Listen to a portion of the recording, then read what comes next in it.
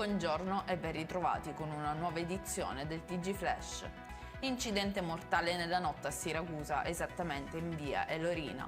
Qui un uomo di origini extracomunitarie ha perso il controllo dell'auto che guidava finendo contro il muro di un supermercato Lidl. Sequestro preventivo di beni e disponibilità finanziarie per oltre 800.000 euro nei confronti di un sodalizio operante nel commercio all'ingrosso di prodotti ortofrutticoli, denunciati 3 imprenditori di Vittoria.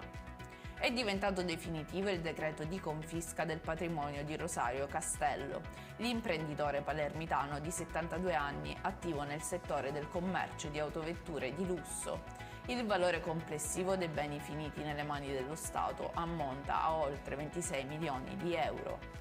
Altri 2 provvedimenti di confisca di beni sono stati eseguiti oggi a Palermo, il primo per un valore di circa 350.000 euro a carico di Letteria Caponata, il secondo per circa 200.000 euro a carico di Vincenzo Urso.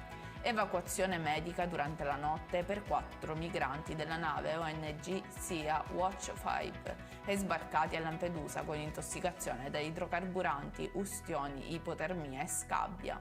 Ieri l'equipaggio aveva fatto sapere che un migrante di 17 anni è morto dopo essere stato soccorso insieme ad una cinquantina di persone.